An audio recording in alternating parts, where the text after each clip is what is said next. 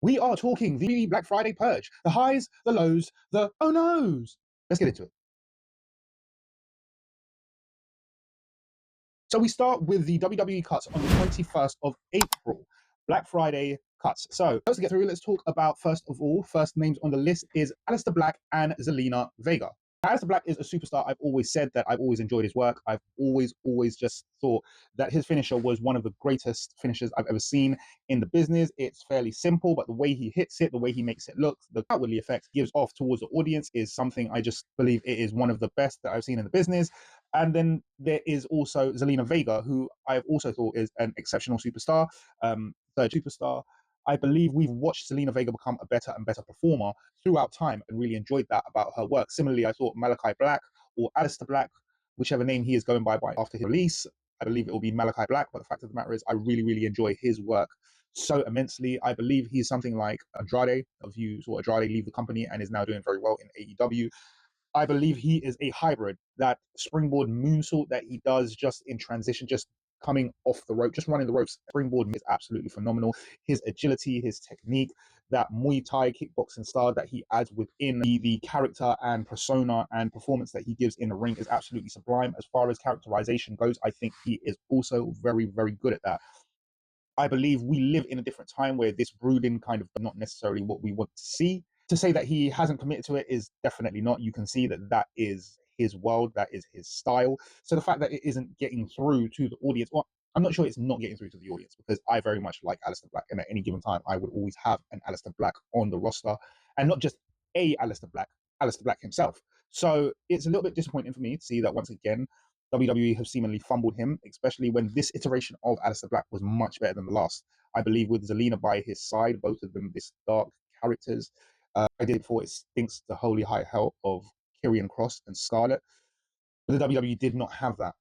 And I think Karrion Kross and Scarlett opened a window or a door in which could be filled by an Aleister and Zelina. So it's very disappointing considering the fact that they were maybe not involved but adjacent to storylines. Matt Cardona, Randy Orton. There's so much that people spoke about could have been done with them that hadn't been done with them. So that's extremely disappointing that once again Aleister Black has been released and Zelina now along with him. I very much liked her title run as US champ. I thought that was credible. I didn't think it would be. I always thought Zelina, even as a female competitor, was a little bit too small, but she did exceptionally well with that. And I think Liv Morgan and Alexa Bliss have shown us what can be done even when you're that size if you have it. And I think she showed us that she has it. I think since her US title run, which ended a little bit abruptly, and there's been much conversation about that online, that could have and probably should have gone a little bit longer. There should have been a feud for her to win that title back. There wasn't. And as far as I can see right now, we all think of Chelsea Green holding that title, but I dare say that Zelina Vega could have held that title for longer and could still hold that title now in place of Julia. Obviously, the revelation of what has happened on Friday Night SmackDown is also another part of the equation because Julia is no longer holding that title. But the fact of the matter is, I could see Julia and Zelina having an absolutely phenomenal match. I could see them doing amazing things in the ring. And for me, I don't just see Chelsea Green as the US women's title holder. I also see Zelina in that sphere just as much as I do Zelina, just as much as I do Chelsea. So it's very disappointing to see that they have both been released. That brings us to Kairi Sane, another very disappointing one, considering the fact of purely just who Kairi Sane is. This is a woman who has won Wrestler of the Year, female Wrestler of the Year, above all wrestlers. Now, I'm not saying it was last year, and I'm saying it's the year before. It was a while ago. But the fact of the matter is, that's the level of ability that Kairi Sane had. They acquired her from Japan purely because she was that hot. And to have she was away for a while, and I believe that was injury. Maybe her contract had expired. However, the fact of the matter is, you had Kairi on contract and you didn't really do all that much with her. I know that Triple H himself favors Kairi, clearly the younger of the three, still very much in a Western world, working her way up in the business. She will be fine, undoubtedly, because she is an absolutely phenomenal wrestler. Wherever she goes from here, she is sure to hold titles and become one of the most recognized pure professional great wrestlers out there. But the fact of the matter is, they could have done so much more with her. I believe that this storyline with Io and Kairi, and of course Asuka at the moment, or well, not at the moment because obviously she's been released, I believe that it was working. It was funny. It was fun. You knew great matches were to come. I don't see where they went wrong with that and why they needed to drop her before the end of that feud. Not at all. You could have done something great with Kairi as far as putting her forward or giving her a push in the business off of the back of this feud with of course Asuka and Io. The storyline was working. They actually had something tangible. They weren't just going out there and wrestling for the sake of wrestling. They had a story, and I believe that Kairi was actually one of the greater performers in this feud. She was able to get across the story. It was a bit pantomimey, yes, it was, but that is the culture and the nature of how performance kind of that culture. So I don't understand why they cut her. I don't understand that whatsoever. It doesn't make sense. A lot of people have spoken about it. There is a very long way you could go with Kyrie, especially since she has been slowly phasing the kind of thing out. I don't know if she's going to come back with that now because that's the gimmick she's most known for. If she's going to go out in the indies, it makes sense to bring it back. But I thought she was in a great position as far as moving forward, and it really doesn't make sense. Or does it? Or does it? Because I'm going to speak about that in this video as well. So that brings us to Apollo Crews. Apollo Crews, I understand a little bit to a certain extent. He's getting older and he doesn't seem to, he's well loved in the locker room, within staffing, obviously, and the wrestlers on the roster, but it doesn't seem that he transcends in the ring. And what to do with him isn't clear because he's now of a veteran age. He's never held the world title. He's never been the guy. You know what I mean? So it's not like Rey Mysterio, where Rey Mysterio can be that locker room leader. They say he's sort of a locker room leader, but the fact of the matter is he hasn't really held a great deal of titles. He's of an age where you would have expected him to have been a world champion. He refuses to leave WWE for some reason. And the storylines crafted with him, they start very well, but they tend to fizzle out and never really go anywhere. So I can understand why the WWE have done this with Apollo Crews. He's always a wrestler I thought had great ability and needed more of a push, but it never quite happened for him. I understand this one. I do, unfortunately. That brings us to the Motor City Machine Guns. Yeah, this one I don't get it. Why the hell did you even acquire them? Not at all, not even a little bit.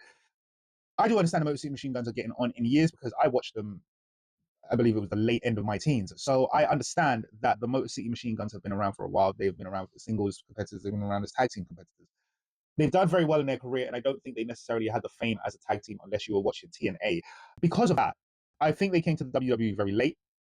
And the Motor City Machine Guns, I feel like they were more pure wrestlers. It's kind of like Eric and Ivar, War Raiders. They are pure wrestlers. They weren't necessarily promo machines. Now, both Chris Sabin and Alex Shelley can cut a promo. They've been in the business long enough to cut good enough promos, but not great promos. As for that, they seem to have been, their promos seem to have been split into the segment of kind of best way to say it.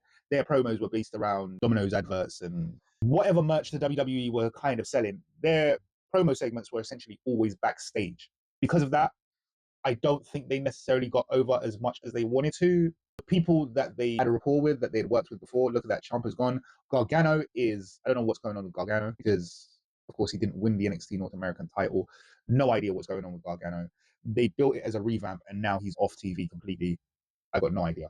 So because of that, I don't think the Machine Guns necessarily had a great deal to work with, especially the way that you have been treating the tag team division. As I said before, numerous times, I really don't like the idea of putting singles wrestler with single wrestler and then putting the tag team titles on those two singles wrestlers as a tag team when you have so many tag teams that you are overlooking time and time again. Yeah.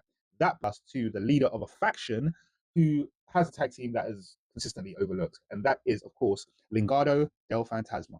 Santos Escobar, baby! Now, Santos Escobar is a phenomenal wrestler. If you don't know, Santos Escobar has been around for a while. Santos Escobar was absolutely excellent in NXT. He had a year or two where he was doing pretty good matches on the main roster. However, they seem to have phased that out. The LWO being disbanded or broken up or being split into two factions, that being Legado del Fantasma and the LWO, seem to have done so much damage with generally all the wrestlers involved, because Joaquin Wilde and his aren't getting a great deal of matches, and Humberto and Garza aren't getting a great deal of matches either. And both fantastic tag teams, both really just breathtaking, steal the show tag teams, both of them. Not getting enough matches, not getting enough time on TV. And now Santos Escobar has been released. I don't understand why Santos Escobar has been released. I don't even know if he's injured. It's been so long since we've seen Santos Escobar. But if this release means he's going to go on to another company and do great things, all the better to him, because the WWE simply fumbled that one and don't understand what they have in Santos Escobar, because I believe he actually has the ability to wrestle in every division. Every division. I think he could wrestle in the heavyweight sphere as well. And he has the characterization and the presence, and he cuts great promos. So it makes no sense as to why, unless there's something behind the scenes that we don't know about, it makes no sense to me as to why Santos Escobar is also gone. But again, Santos is getting up there in age. You do see the little white whiskers on the side of it. It is what it is, no shame. But I do understand that WWE are looking for younger, fresher talent, and they're getting them out of college and universities, much like the American football teams are doing or the American basketball teams are doing. This brings us on to a couple of NXT guys, which is, of course, Tyra May Steele, the younger Olympian. She has a very heavy wrestling aesthetic. Now, I think I understand this one. She was the winner of LFT, I believe it was. So, and then she went into Evolve. Now, here's the thing with Tyra May Steele. I think she's very, very good. She's very, very strong. But there's about 3 wrestlers that essentially have the same exact style, moniker, just about everything. And those wrestlers are, if I'm not mistaken, Tyra May Steele is one of them. Kendall Gray is another one who is doing absolutely fantastic. And I've heard it been said, I believe it was Stephen Richards, I might be wrong about that, that might be quoting them, but saying that they really think that she is going to be something big in the future because she has absolutely everything. And I completely agree. The second I saw this young lady, I just warmed to her instantly. She has that work ethic style, yet so sweet and beautiful and interesting and lovely, and but a workhorse at the same time. And it's pure mat-based wrestling. So I understand why she's going to go very far. The problem is Tyra May Steele essentially has the exact same aesthetic. The aesthetic is a little bit closer to Kurt Angle because she has gold medals from an Olympic game. So because of that, it's heavily like Kurt Angle, but it's also heavily like Kendall Gray. Then there's another young lady. I forget her name exactly. Callie Armstrong. Callie Armstrong is not necessarily as mat-based wrestling as the rest, although she's very good at that. She's more of a bruiser, but she's about the same size, and she generally has the same kind of look. So I understand why they got rid of Tyra May Steele. Maybe they felt like it was too much and they weren't able to do what they needed to do with her, or maybe they felt like they weren't going to be able to get this Angle-esque character over because she very much wears the stars and stripes, the American colors, on her gear when she goes to the ring, very much like her Angle. So it's very reminiscent of maybe that's not something that they can do something with. Maybe we don't live in an era of patriotism anymore. That came in mind as I watched the Hulk documentary and they spoke about the Ronald Reagan age. We don't live in an age like that anymore. Maybe this patriotism, Miss Americana, maybe it doesn't work in the same way as it did very much back then. So a shift is necessary. I would have kept her on the roster because she's young. She looks great as far as interacting with young kids and people such as that, inspiration, because she very much looks like everybody. And she's also great in the ring, or at least I think so. Maybe the WWE working closer with her see something that I did not. Second on that from NXT is Luca Crucifino. Luca Crucifino was a member of the D'Angelo family. He was their consigliere. Yeah. So has been let go. I always thought he was a very interesting character, especially when the D'Angelo family broke up and Stax and D'Angelo were having their feud with each other. I thought that was very interesting. I liked the way he played all of that. And I felt like that was the first opportunity Crucifino was really given to work with the storyline. And I felt like Crucifino did every bit as good a job as D'Angelo did. Since then, I don't think he's necessarily been given a push. For whatever reason, he was pulled from that spot, or maybe it ran its course when D'Angelo's character left and Stax was simply on the roster. Crucifino goes his own way. However, I didn't really see him on NXT. I saw a couple of matches on Evolve, but I don't necessarily watch Evolve as much as maybe I should. He had a couple of matches on Evolve. He looks good on Evolve. However, nothing on the main roster. So at this point, I'm not sure why they let him go. I also think he is a fairly handsome young man. He's in great shape. He's tall. These are all attributes I would think that would work well towards being a more complete star. So I don't quite understand why Luca Crucifino has been let go, but indeed he has. That brings us to an awkward situation for this group of competitors that have been let go. So I'll start with first Alba Fire. Alba Fire has been let go, and I think that has a lot to do with her relationship with Piper Niven and the fact that I don't think we're going to see Piper Niven back. Apparently that neck injury is quite severe, and Big Pipes is having problems walking, so her rehabbing is not looking great.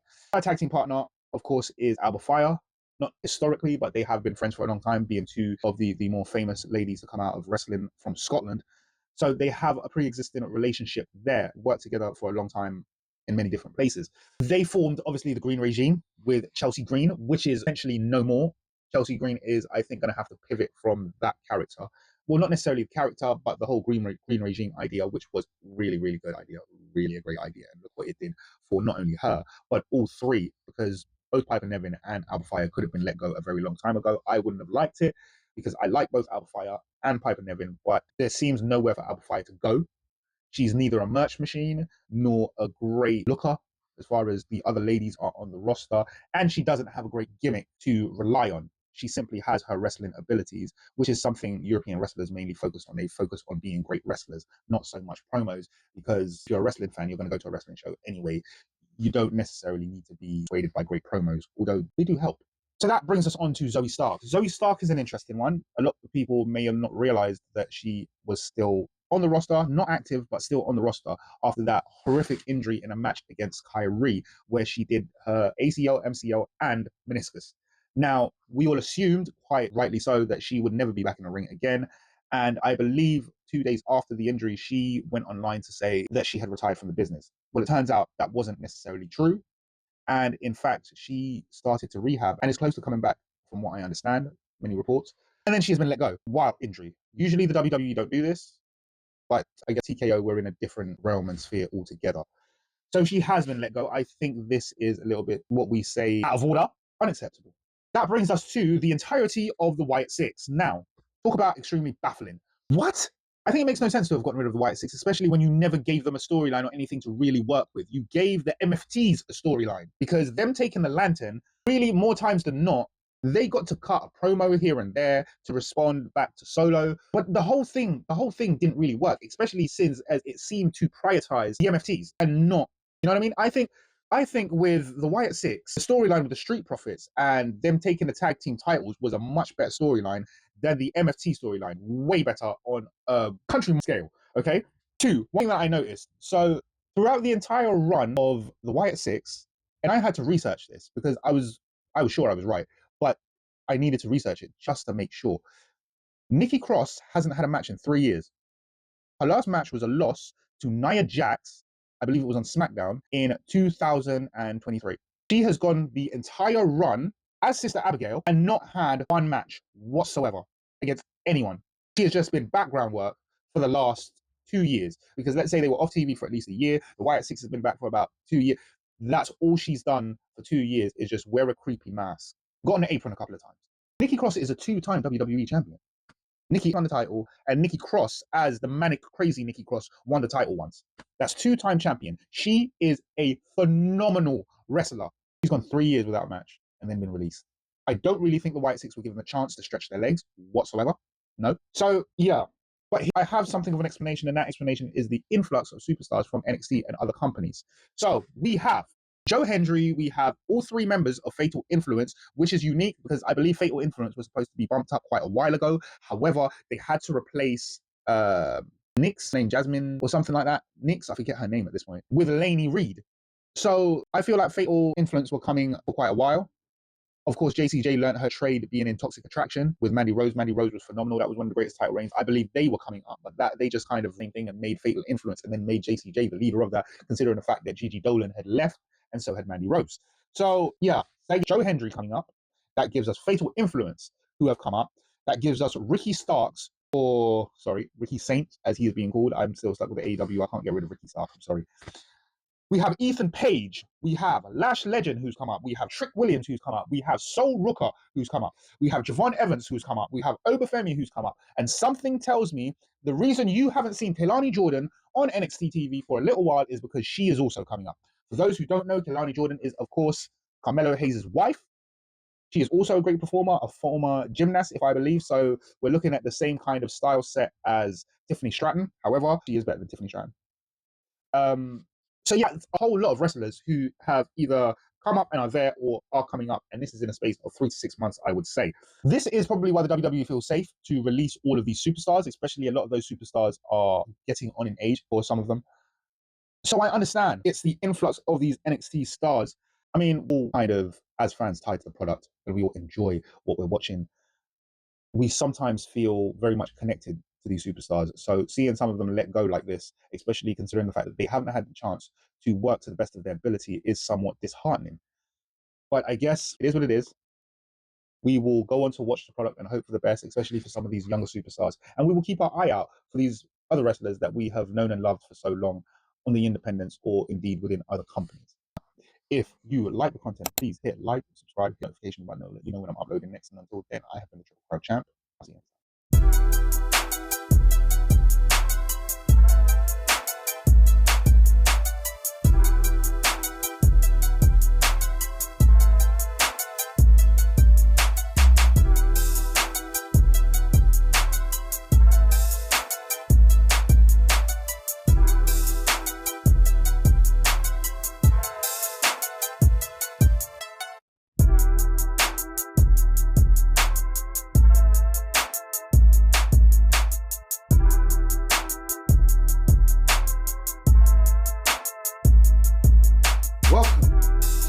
Crown Champ, your number one stop shop for wrestling talk. We're talking champs v contenders, rookies v vets, and shoots v works. I am your host, the Triple Crown Champ. Let's get into it.